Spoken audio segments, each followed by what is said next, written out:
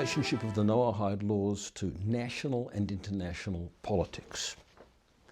Now, within a nation itself, there is customarily made a distinction between what is called private and public morality. This is not necessarily a valid distinction. First of all, what does it mean? What is public and what is private? In terms of the Noahide laws, people would assume public morality as relating to matters between individuals, interpersonal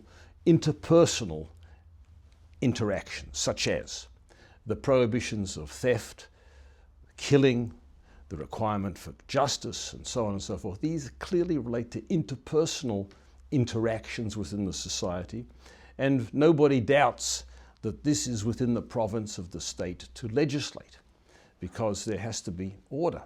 People have to be protected from various forms of harm, and so on and so forth. However, when we consider those laws which in theological terms we describe as being between God and the individual, such as, in the case of the Noahide laws, the prohibition of idolatry, of blasphemy, and also sexual morality. This is also classified as a relationship between the individual and God.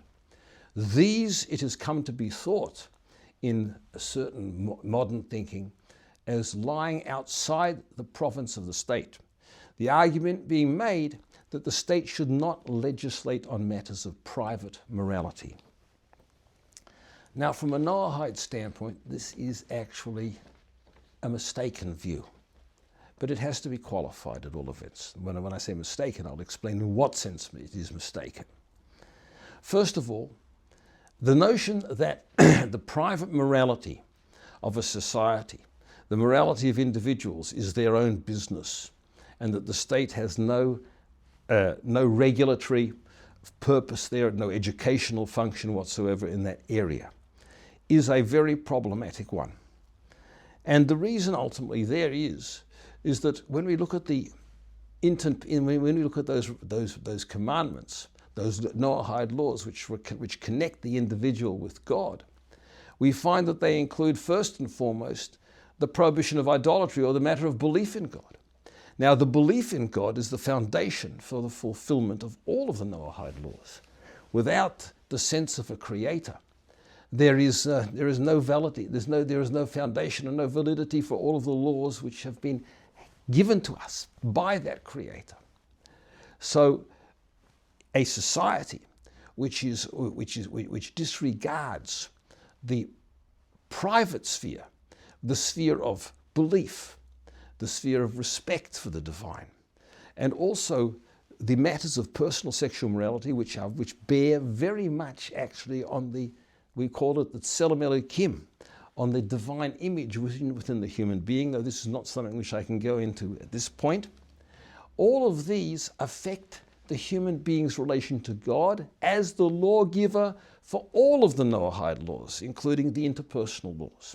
Consequently, without that foundation of personal belief, of personal morality, what the conduct, not only will there be a deficiency, an omission of fulfillment of a whole class of Noahide laws, but this will also leak across, so to speak, to the other commandments which are between people. So that, for example, where there is no respect for the religious source of the interpersonal commandments relating to killing, stealing, and so on and so forth, then the observance of these very laws themselves will become frayed. People would certainly agree, you can't kill somebody in the street. But what about euthanasia? What about abortion on demand? Without the clear contours which are given to us concerning these interpersonal commandments in the Torah, without the acceptance of the exact prescriptions relating to these interpersonal mitzvahs, the performance of these interpersonal commandments will themselves become impaired.